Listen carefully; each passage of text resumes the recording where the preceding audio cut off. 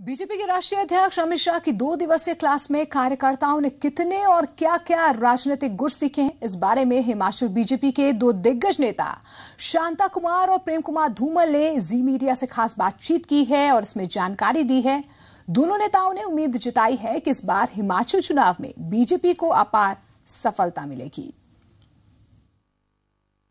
हिमाचल प्रदेश में भारतीय जनता पार्टी के राष्ट्रीय अध्यक्ष अमित शाह का दौरा पूरा हो रहा है और इस वक्त इस दौरे पर बात करने के लिए हमारे साथ भारतीय जनता पार्टी के 2 दिग्गज नेता और दोनों पूर्व सीएम प्रेम कुमार धूमल और शांता कुमार जी हैं। धूमल साहब, मैं सबसे पहले आपसे पूछना चाहूँगा कि 2 दिनों की जो एक कक्षा लगी है उसमें क्या इतने टिप्स जो हैं आप अपने कार्यकर्ताओं को, अपने नेताओं को और जो पदाधिकारी हैं उनको दे पाए हैं कि एक मजबूत संगठन जो है वो खड़ा किया जाए ताकि सत्ता जो है इस बार हासिल हो? निश्चित तौर पर राष्ट्रीय अध्यक्ष जी ने बहुत बढ़िया मार्गदर्शन किया है और सारे कार्यकर्ता उत्साहित भी हैं, पूरे जोश के साथ लगेंगे और जिन्होंने लक्ष्य दिया है कि अब अगले आने वाले 30 वर्षों तक भारतीय जनता पार्टी की सरकार प्रदेश में रहे, उसके लिए मिलकर काम करें और संगठन को सुदृढ़ करके इतना मजबूत बना देंगे कि हर चुनाव भारतीय जनता पार्टी जीते। शांता कुमार जी, आपसे मैं पूछना चाहूँगा कि सबसे बढ़िया जो फॉर्मूला है या सबसे लेटेस्ट या सबसे ज़्यादा जिसको ये कहा जा सकता है कि उससे आपको उम्मीदें हैं और सबसे ज़्यादा प्रभावशाली वो साबित होगा, वो क्या फॉर्मूला है? देखिए, ये जो मीटिंग हुई इस बार, ये आने वाले चुनाव की दृष्टि से एक मील पत्थर सिद्ध होगा।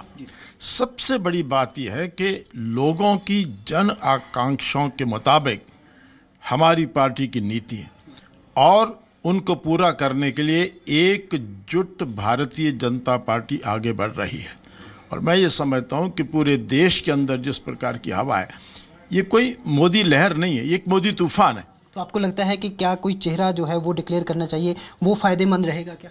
जिस बात का आज कोई संबंध नहीं है, आपको इतिहास के तौर पे बता दूं कि 1998 में चुनाव से 1-2 दिन पहले लास्ट रैली अडवाणी जी की थी, तब मंडी में घोषणा हुई थी। 2007 में सारी टिकटें बदल गई, उसके बाद घोषणा हुई।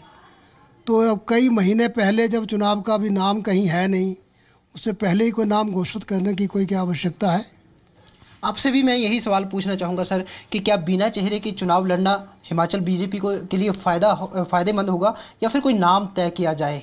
देखिए, भारतीय जनता के पास एक नहीं अनेक चेहरे हैं। ये एक अनुशासित पार्टी है।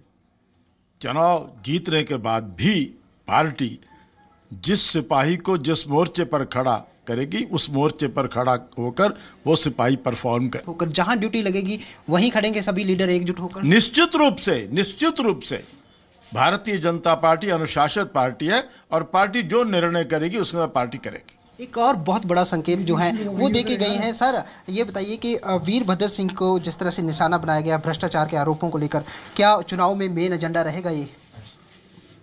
आपकी शब्दावली गलत है। वीरभद्र सिंह को किसी ने निशाना नहीं बनाया।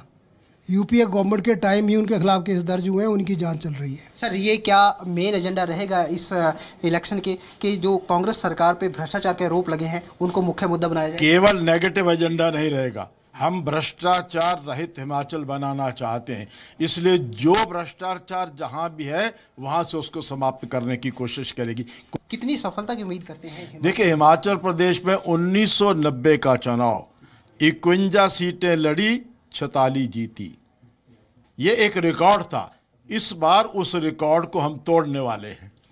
तो फिलहाल हिमाचल बीजेपी के 2 दिग्गज नेता और दोनों पूर्व मुख्यमंत्री ये उम्मीद जता रहे हैं कि इस बार अपार सफलता भारतीय जनता पार्टी को इसलिए मिलेगी क्योंकि आज जो यहाँ गुरमंत्र दिए गए हैं उनको तत्परता से लागू किया जाएगा।